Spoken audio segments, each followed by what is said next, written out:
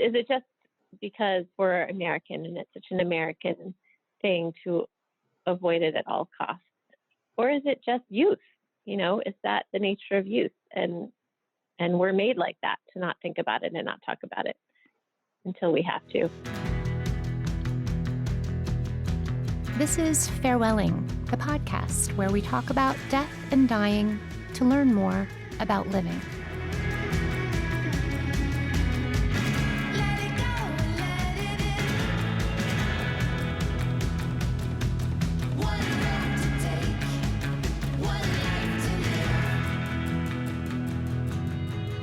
I'm Karen Bussin, and today I want to take you back a little bit to how the idea for Farewelling came about.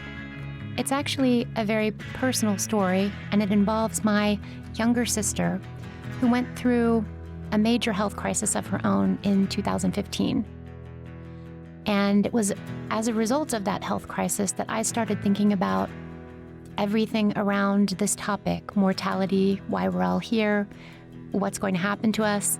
And it was really the inspiration for my building Farewelling and this podcast. So on this episode, I'm actually talking to my sister, Sara, who helped me realize why it's so important to have these tough conversations with your family and friends, even though they might seem awkward, scary, or overly dramatic. Having said that, I still find it difficult to talk to my sister in person about this topic, so we made a compromise, and we're speaking over the phone. That's why the audio quality on this episode might not be as great as you'd expect, and Sara might sound kind of far away, even though the conversation we're having is one of the most intimate we've ever had. Hello, is that Sara? Hi, it's me. How are you? How was your day today? It was good, actually. It was good. I got a lot done. So, Sara, you are my sister. That I am. I'm delighted to say. And Me too. why we're having this conversation is, as you know, I am on a bit of a mission to try to help people deal with the topic of death and what they value and how they think and feel about it, and just to be more open about it. So when I thought about trying to change the conversation, I thought, well, maybe I should have the conversation. And I know that this is a conversation that nobody ever wants to have with anyone they love. I mean, no one wants to have it at all, basically, but they definitely don't want to have it with someone that they love. So I'm not 100% sure why you agreed to do this for me, but I love you. I don't think that's true. Actually, it's funny because probably before I was sick, I would not want to have that conversation more than now, honestly, because I don't know. I think that's like a benefit of an experience like that is I so much of the time feel everybody else's anxiety about talking about it. And, once in a while I'll slip and crack a bit of a dark joke. And I feel badly because I see people squirm because they feel uncomfortable almost with my comfort with it now that I had to sort of look it in the eye. So, honestly, it's much easier, much easier for me to have the conversation now than it would have been, before I got sick. That's interesting. Speaking of which, I don't know how you feel about this, but I was hoping that you would maybe tell the story of what happened, because it kind of happened in two parts, right?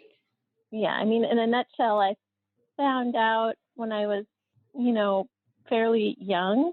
37, 38? 30. Well, I found out about my family history late in life. I didn't realize until my late 30s that I had this strong family history, not from the side I have in common with you, not from mom's side, but from my dad's side. Yeah, I just had my younger son. So you had two young kids. Two young kids, and we were still living in New York City, and I, found out about the family history, and, I mentioned it to my gynecologist, who kind of blew it off and was like, go get it checked out. And I actually called to make an appointment for genetic testing. And the hospital in New York that I called, their genetic testing clinic was like, oh, our counselor left, call back in 3 months or whatever, which, we can have a whole other conversation about the ethical issues I have with that. But anyway, so I put it off some more. And then about a year after that, we moved to Westchester. And because of the move, I wanted to get a new GYN who was out here. And I did that and saw her for the first time. And she heard about my family history and sent me directly, like immediately, for genetic testing. And so I got the testing and found out that indeed I was BRCA positive, which is the, as you know, the mutation that makes you more susceptible to breast and ovarian cancer. And maybe some others, but those are the main ones. Anyway, so, I found that out. And at that time I was like 40. I think I just turned 40 earlier that year. And so, when I went and, I got the counseling and then talked to the medical oncologist there about what I should do, there was no question. He was like, you should take action. And so I had all of the preventative surgeries. And so, chances are, if you do that, your risk is just as low as the general population of getting those cancers. So I thought I was like doing pretty well. I had a double mastectomy and a hysterectomy and my ovaries out.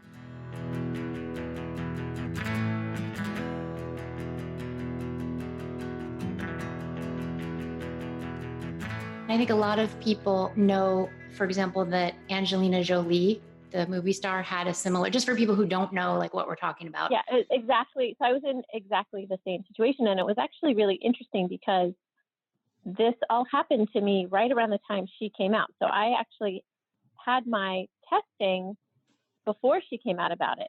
They came out publicly about it, but didn't get my results until after she came out publicly about it. So in that, whatever, 3 weeks time I was waiting for my results, this whole thing with Angelina Jolie came out. So it was really interesting and timely. And I remember talking to you about it and saying, like, I honestly never thought I would be positive. I wasn't really even worried about it. However, I remember saying to you, like, well, if it's positive, like, there's no way I'm doing it. Like, I wouldn't want to live with the anxiety of screening, and there's not very good screening for ovarian cancer to begin with. So that was like, was that 2013? I think it was 2013. And then, so you went through this whole thing, and this was obviously major surgery, a major decision about your life. And what I wanted to ask you is, before the next thing happened, you were very decisive. What went through your mind at that point when you did hear that? Were you just like, I am going to do this so I don't have to worry? Or yeah, I was definitely like, I don't want to be one of those people who has cancer treatment. That sounds miserable. When I didn't want to, I just didn't want to be sick. I didn't want to be a sick person. I don't think I really thought about death. I think about like, I don't want to be like, maybe it was in the back of my mind, but it was more like, I don't want to deal with cancer. Cancer is scary. Treatment is terrible. I don't want to be someone with a long-term illness. Those were more my thoughts. Yeah. So major surgery to like remove massive, parts of your body was like preferable to like thinking about that. I'm not laughing. I'm just saying. Exactly. So you did all that. And then did you feel a sense of relief after? Like you were like, okay, I did this. I got through this. I did.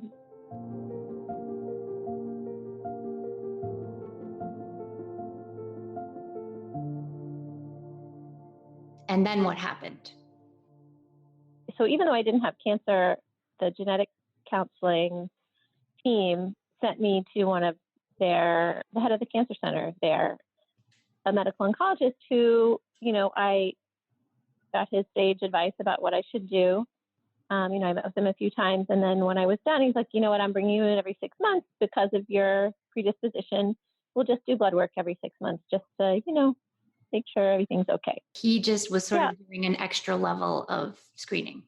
Yeah. And I don't think that many do that because they don't think it's warranted. But thankfully he did because, I went in for my regular routine 6 months blood work, and they called me the next day and was like, can you come back? Okay, wait, because I was with you when you got that call. Well, no, No? you were for the second call. Okay. They were, can you come back because there must have been a mistake. We think there was a mistake and we just want to do the blood draw again. So I went back in and they did another blood draw. And I was with you in Queens. That's right. We were in a Pakistani restaurant having like Yes, lunch. we were. And like, you know, loving life. And then suddenly you got this phone call. So they called me and they were like, your tumor marker for ovarian cancer was something astronomical. In that moment, like when you got that news, do you remember like what went through your mind? You know, it was very much like a disbelief. I mean, it was the same when I got the genetic testing results, honestly. I mean, I stopped in there to get my results on the way to the mall. I didn't really think, I was very much like, this isn't really going to happen to me. I've always been healthy. I've never had any chronic illness. I don't know, you know, like I didn't see myself as a person who ever had to worry about this kind of stuff. So it was the same kind of then. It was like, okay, what? You know, I still didn't really believe it could be real. But they wanted me to come in for I can't remember if it was a CT scan first and then a PET scan or a PET scan first, but for more testing. And so that's what I did.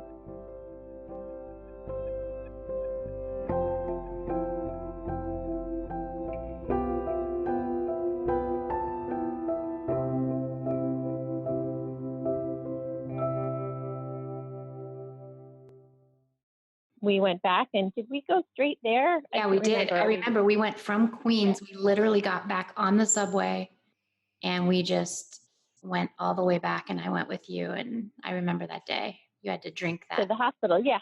Yeah. I do too. So again, totally in disbelief. And you know it because the next morning I woke up and, you know, I still hadn't heard anything about the results and I got dressed. I remember I wore like jeans and a sweater and boots. I got dressed for the day and Samir was going to go to work. Samir's your husband, my brother-in-law. And I was like, oh yeah. I was like, you know, I wasn't like you go to work or whatever. I'll let you know if something happens or, you know, total denial on my part. And so he did. He went to work and then I didn't hear anything. So finally, I don't know, it was like maybe 10 a.m. I call and, you know, talk to the nurse and she's like, you know, I just talked to Dr. Custom. He's like, why don't, you know, we did see something. So why don't you come in or whatever? Again, total denial. I'm like, okay. So, I mean, I wasn't like totally nonchalant, but I wasn't crying or anything. I, you know, drove right there, went to see him, you know, sat down in his office and he, you know, this is the beauty of my doctor. He's literally the best. And, you know, he pretty much gave me the diagnosis. I could tell in hindsight, I could tell he was like, what are you doing here alone? You know, it was like, you should call your husband. I was like, okay. So I called Samir, who I think at the time had already been like, what am I doing? Why am I not there? So he was already on his way back. Well, you are that kind of person who just sort of takes care of business. Well, you know, honestly, sometimes it's easier. You know, that's the part that's the hardest is you see how hard it is on the people around you. So, you know, honestly, dealing with it, the diagnosis alone was easier for me than having him in the room. So there you go. But, oh my God, you know, if anyone can deliver news like that to you in a way that makes you feel like action oriented and like everything's going to be okay, it's him. It was great. And what was the diagnosis? It's essentially ovarian cancer when you don't have ovaries. It's cancer in the lining of your abdomen called the peritoneum, which has some ovarian-like cells. This is how I understand it. And so, whereas typically, more commonly, it would be the actual cells of the ovaries that go cancerous or, you know, have the slip. I had some of those cells, and that happened to the cells in the lining of the abdomen. So, yeah, you know, it started to become real. And he was essentially like, we're doing surgery, not tomorrow, but within the next week.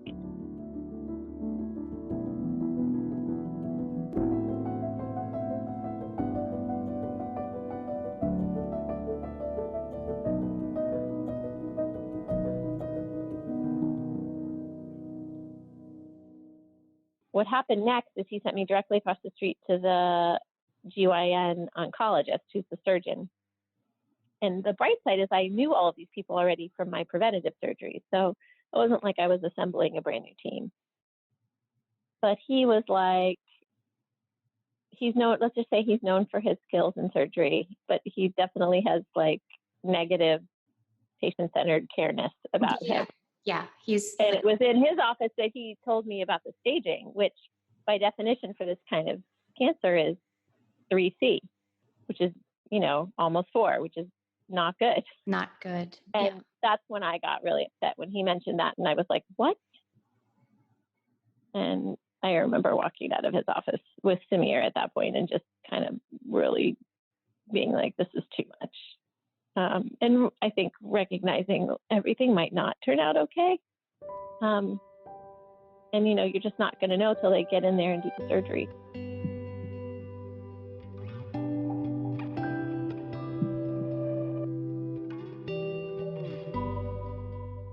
So there was kind of a week preparing and that. And then he did tell me once the surgery was over, that I was lucky and that he was able to do the job he wanted to do. And that, I knew how important that was for the outcome.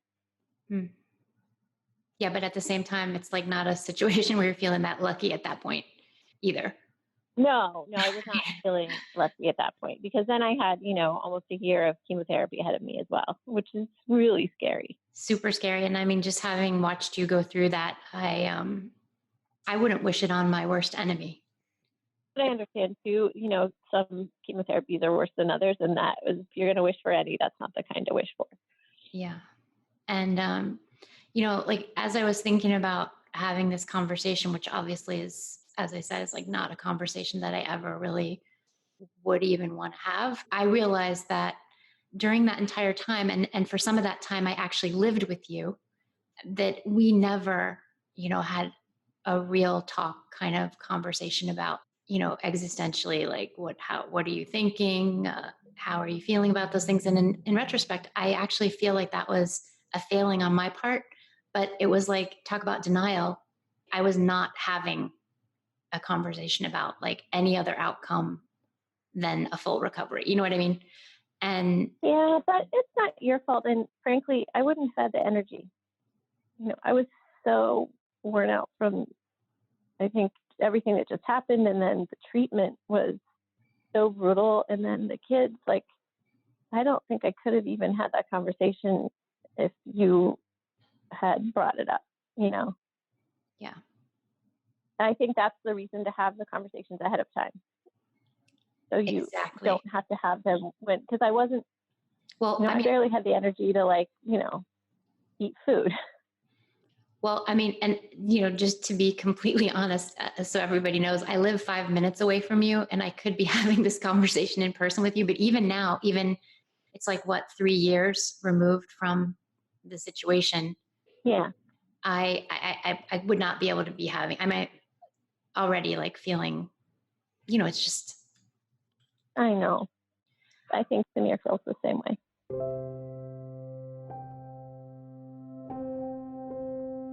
But it's like, I want to help people think about these things because they are worth thinking about and worth considering what it is that's important to each of us, even though it's never going to be the discussion that you want to have. It's not going to be a discussion you want to open.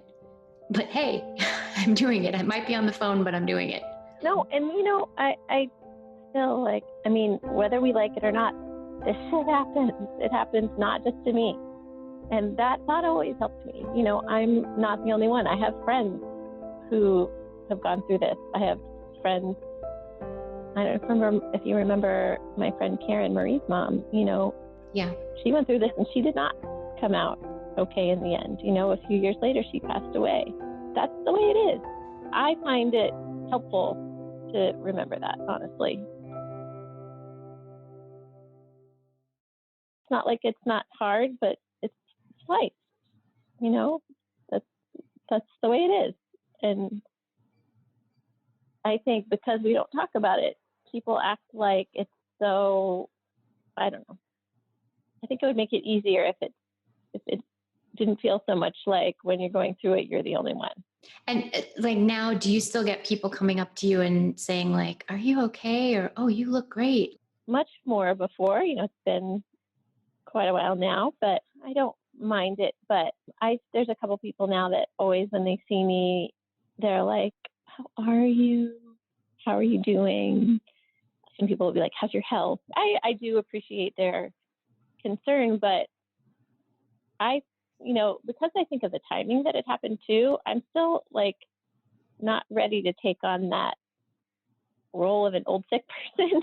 Yes. I'm like, which you are not. I'm not done yet, and it's the reason, and I've told you that before, like I haven't really, there are very few people at work that I've come out to about being sick, because I don't want to deal with everybody else's bullshit about my having been sick, and they're tiptoeing around it, or what they can say or what they can't say, Yeah.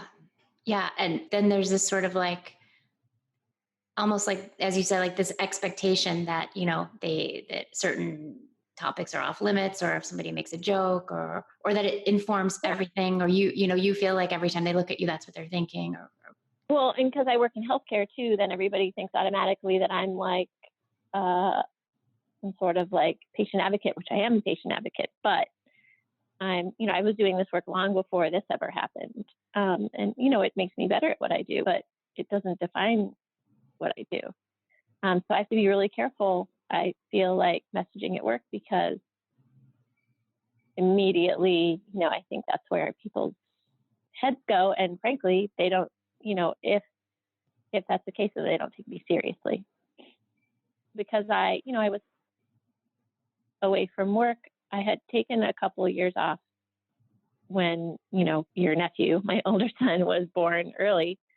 Then bam, all of this happened with finding out about my BRCA status. And then, as soon as I was getting ready to go back, getting a cancer diagnosis. So, whatever, 6 years later, going back to work, I stick with the assumption everyone makes that I took 6 years off to, be a mom. Rather than tell them about everything else, I just go with it. Let them judge you for motherhood as opposed to being. Exactly. Then deal with their preconceived notions about what I am now, and, what kind of employee I'll be being a cancer survivor.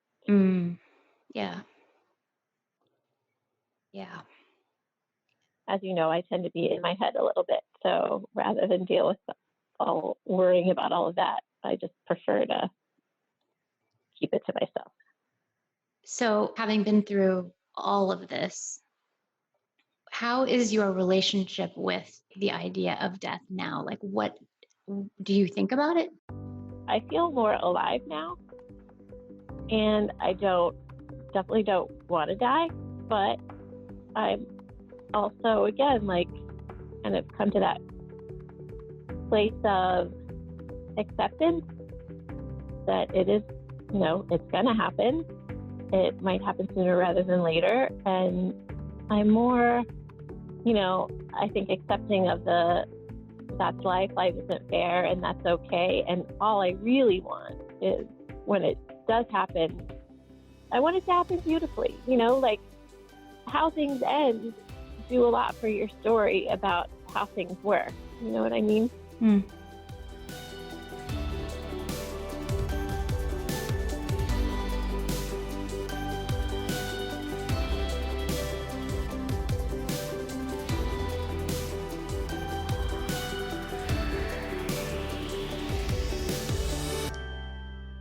There's this phrase called tertiary appraisal that I learned when I was doing research in my doctoral program. Wait, what is it?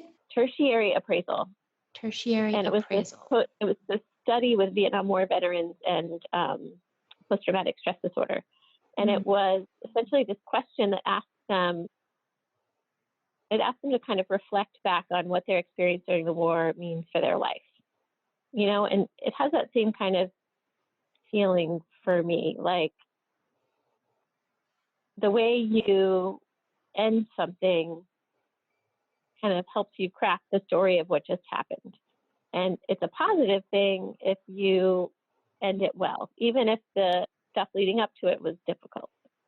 Mm. So it's like, what would be worse than to have to go through all that cancer and then die and then have a sad funeral where it's just like, at the end, you can sort of tie it up in a bow. And again, I think this comes back to it being hard for all the people around you. That's why you want a nice end, because it's really not for you. You're not going to be there. It's for all the people around you. And to feel like, at the very end, you took care of them. Yeah. So they're going to feel like they had, and I'm sure like there are lots of ways to do that or whatever. I don't know if that's making much sense, but. No, I think it makes perfect sense. And I think everyone I talk to feels the same way about wanting to make sure that even if they haven't thought about what they want, or they haven't made a plan, or they haven't, written it down or shared it with anybody, I do think that the universal truth is that people don't want to cause extra grief or sadness, or even honestly, the idea of just creating chaos, for the people Right. Yeah. that, I mean, that they love. frankly, it's not even about what I want. The only thing I want, I should crowdsource it, because it's really what do my friends and family want? Like the people who I care about. I'm like, what would make you feel better about all of what just happened? That's what I would want to happen. Is it, I don't know. I'm not that attached to what happens, me personally. And I don't, I'm like, give it to science. I don't really care about my body. None of that feels important to me, but I imagine it being like, you see it in movies sometimes where everyone, like, I don't know, goes to our favorite old bar and puts on the playlist you all used to listen to together and tell stories about the fun times you all had together. Like that to me seems like the vibe that would be good. But again, I want whatever feels like that bow that wraps up the package, Yeah. for my family, my kids, and my friends. You have a really, close, great group of friends too. So Yeah. before all this went down, did you and Samir have a plan? Like your husband, did you guys have like I don't know, like if something should happen to either one of us, like just. Not really. I mean, we have a very generic standard will, but no specifics at all. No, not And really. is that still Never. true? Or did you decide, did anything change like after?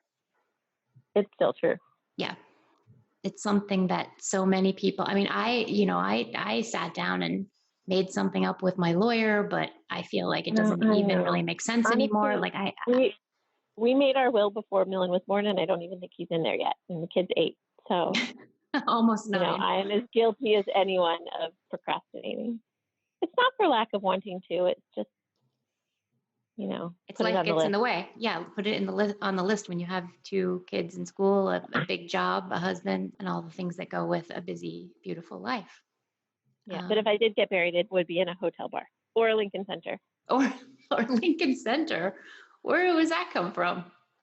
Because every time I go to the ballet, I just love that theater so Oh, much. It's oh, so like sparkly and Mad Men-esque. or a hotel bar would be completely fitting. And Yeah, then, it'd be and then great is I could come and visit you all the time. you would just like cremate whatever's left of my body, put it in an urn in a hotel bar, and then you could have the party there too. I mean, and then I'll do the same thing, and then we can just sit on the shelf next to each other in our urns, our fabulous decorative urns. Perfect. Perfect. Or maybe they can make a signature cocktail out of us and sell it for like a lot of money or something. It's hard because while I think back to when I was younger and how awkward I felt about having these conversations, and I had a friend who died of breast cancer in like, I don't even know if she was 30, and I remember my conversations with her about it, and in hindsight feel badly that I don't know, wasn't more like, I don't know what the right word is, insightful, sophisticated, sensitive. It's hard when you haven't really had to look at it. And I wonder, I don't know, it's an interesting, like, kind of cross-cultural question.